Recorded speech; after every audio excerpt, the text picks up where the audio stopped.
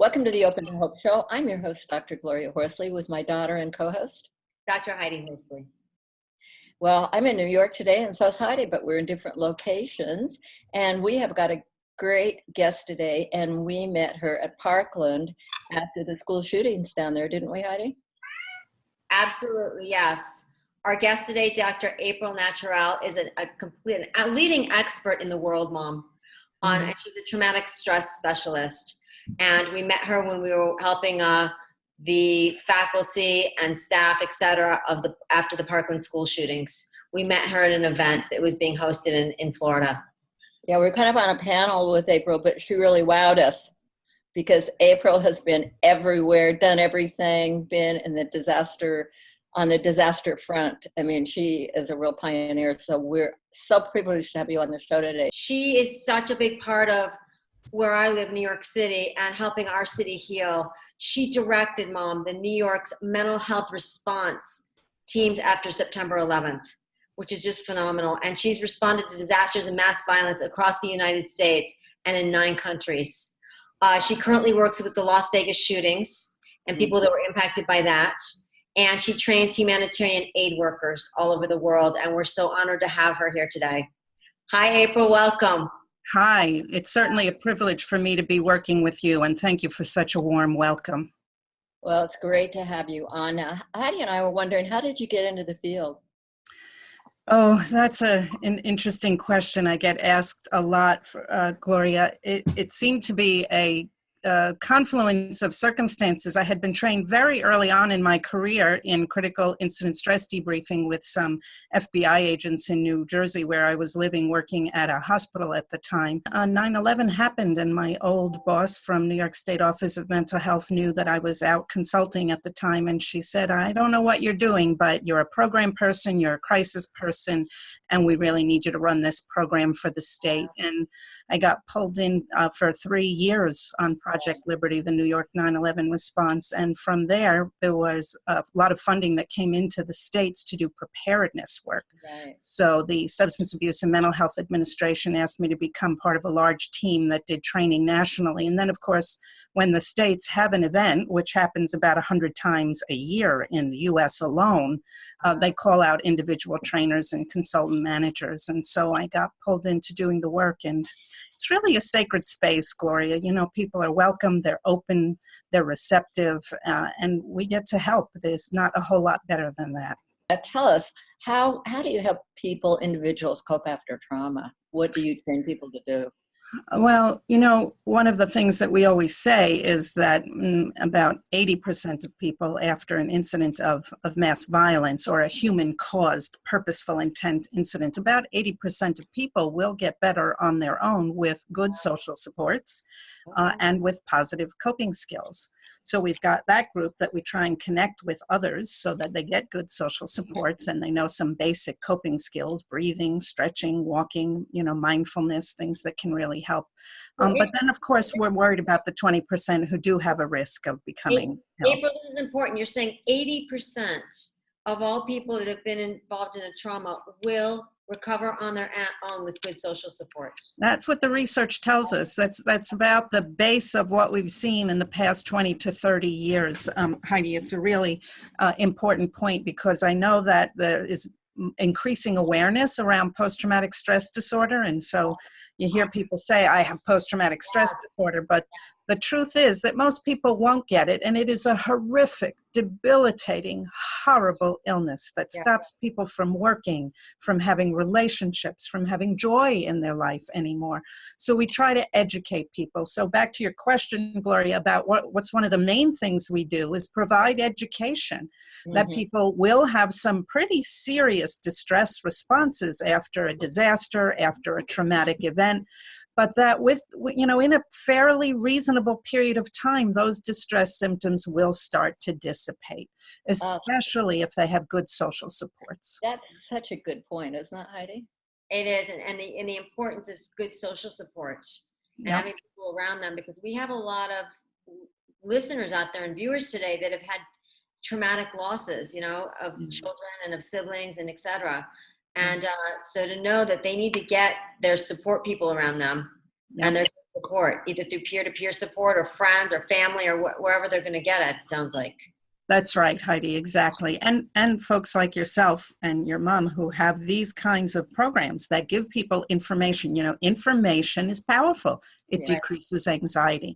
So for you to be able to offer to people this information and say, you know what, you're not crazy. Of course, you're going to have some very distressing symptoms. And of course, you're going to grieve after a horrific loss. And that's human and normal and common and accepted. And we have to allow ourselves to have it. You know, we don't do a good job of allowing people to grieve in this country. I ask every group that I've ever met how many days they get off from work if they have the death of someone in their immediate family. The most I've ever heard is 3 days. Right.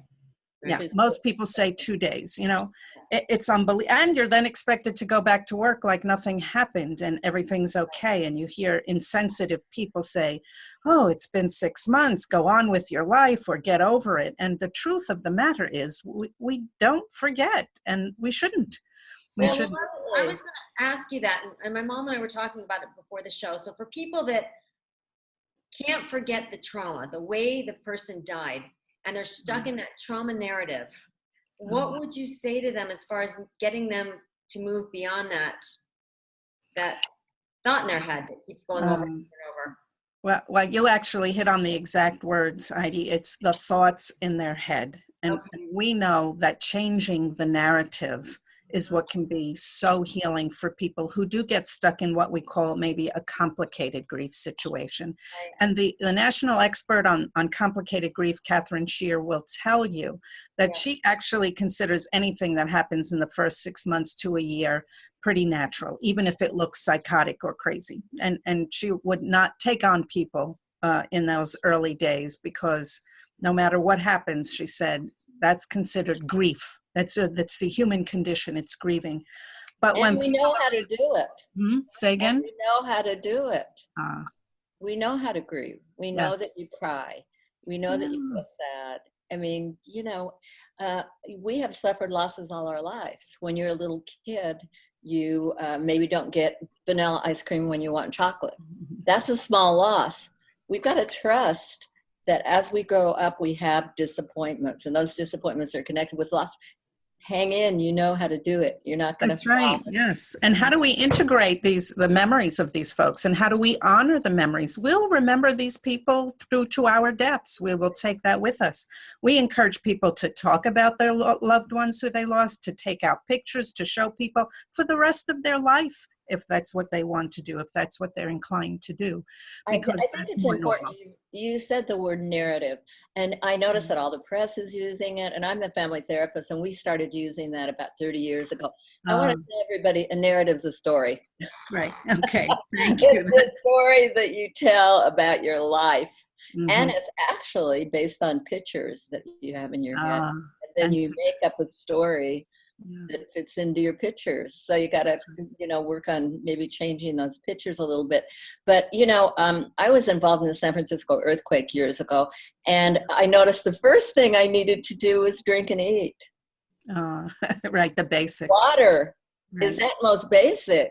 Yes, people won't even talk about how they're feeling until those basics are met, until they feel safe, until they be able to sit down and start to breathe and de-stress, have something to drink. Water is a great entree to doing this kind of work, actually. Bring somebody some water and let them start to feel human again. It sounds like if people are stuck in their trauma, the way that their child died or the way that somebody died that they know, if they're stuck in that narrative, if they're stuck in that trauma, if they're stuck in that movie in their heads, it sounds like if they're within the first 6 to 12 months, this is normal, right? And they'll eventually work through it.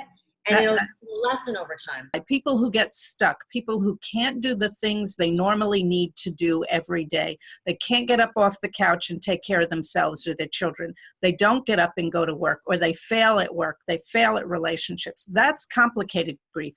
Crying and being sad and looking up pictures and telling the story of your loved one over and over, that's normal grief.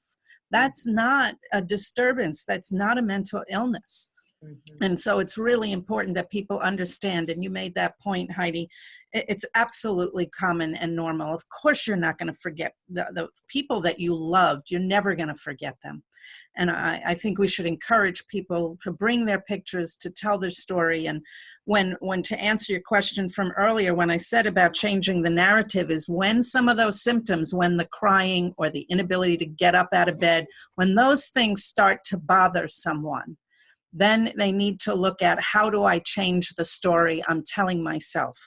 For example, oh, my child died a terrible death. It's, okay, my child died. I had no control over that. How do I honor the memory of their life? How do I remember those things that they brought to me and what I was able to bring to them? And really look at, what was that life like, rather than focusing on the death. So that's a small example of what I mean by changing the narrative, or the story, as your mom Now, said. you work in many different countries. Do you see anything different about the trauma and grief in other countries? Actually, no. I'm always afraid when I go to a new country and I try to study the culture, but you know how hard that is, even here in the United States, where we see and experience a mix of cultures all the time. To know all the little innuendos and the rituals and the practices that a particular culture, brings to their family, to their neighborhood, to their business, it's almost impossible to know. So it always makes me very nervous. But every single place I've been, whether it's working in a hut in Uganda in Africa, or whether it's working in a corporation office after an attack in Brussels, human responses are the same. The human emotions are the same. How they express them culturally may differ, but the actual human responses themselves are the same globally. Yeah. So April, I worked with the FDNY for 10 years with a research study that we did out of Columbia University. I remember, yes. With Dr. Grace Christ, and we looked at traumatic loss over time. And one thing that I heard the firefighter families say, because they'd all lost someone in the trade center, is they had a lot of anxiety because they said, we no longer see the world as a safe and predictable place. Yeah. And so how would you work with someone like that? What would your response be to someone that had this anxiety and believed that at this time? Yeah, well, that's certainly, saying that over and over to yourself is going to make you feel like the world is no longer a safe place. And I think we need to recognize that. And let me say, too, to be in an organization that is so family oriented, like the FDNY still is, yeah, and to feel like you lost, over 300 of your brothers, that's an extraordinary trauma. It is unusual. Yeah. And I'm sure, I know you found that from your study with Dr. Chris, that they suffered in ways. They went to a funeral every day for 365 days. So you expect there to be a longer period of time, but I would ask them to make choices about how they want to perceive the world. I think that's the issue, Heidi, because trauma is about perception, right? Yeah. I could be in an incident and see a fire and be so frightened and think I'm going to die that I would have a traumatic response. But maybe as a firefighter, I've seen so many fires, they don't frighten me, and I knew there's no people in there, so I see that fire and I'm not traumatized at all. Right. So it is about perception. I like what you're saying right now, and I think that people that are watching this should think about this. How much exposure do you have had to your loss? Because I think, and I'd never thought of it in those terms, but I know people that are going through trials and court and lawsuits are having a huge amount of exposure to loss all the time, and sometimes it's delayed, and court cases can take years. So look, I like that, Heidi. That's a whole new concept for me of thinking about how much exposure, because I think when we explain this to people so that they can understand it, so they stop and say, well, I've had this much exposure and I'm going to have a big exposure when I have to go to court or whatever, and I'm going to need support. You're right on target, Gloria. I like so many things that you just said, and I hope your listeners can hear that. When we know that we're going to be exposed and have continuous exposure is the best thing to do, is plan and reach out and not be alone. Even if you don't want to talk to someone else, or be entertained just being in the presence of someone else. But having the support of people who understand and accept how you feel is the best way. And plan that ahead of time. Plan not to be alone. We are concerned about people who are isolated as they go through these triggers, these reminders, or these new exposures. And you're right, our colleagues at the Office for Victims of Crime often, and along with the FBI, will ask mental health and crisis counselors to be at a deposition training and exercises, and to prepare people and let them know that they're going to be exposed to some traumatic material. Some of it is gruesome.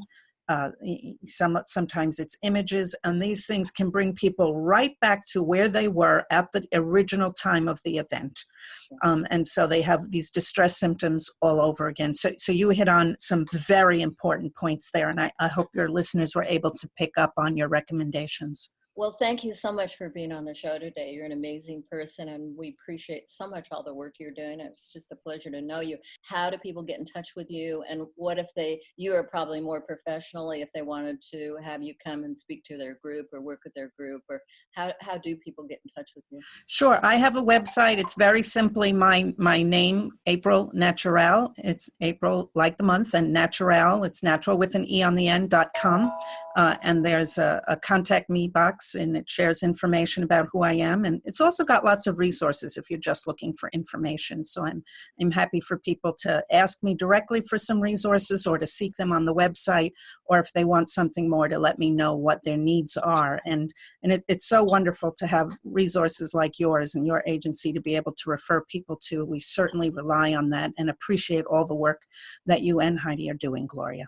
Oh, thank you so much. And again, thanks for being on the show. My pleasure. Have a wonderful day. April, you are doing so much around the world. I am just honored to have you on today. You are doing so much to help the world heal, and we're learning so much from you about how to help after trauma. So thanks a lot, and thank you for being on today. I know you're very busy. Thank you, Heidi. Thank you for the work that you're doing. And thanks everybody for watching this show today. And we hope you'll tell your friends and family about it, because it's important information talking about disaster and violence and how do you cope. So Heidi and I always want to remind you, and I'm sure April does too, that if you've lost hope, please lean on ours until you find your own, and God bless.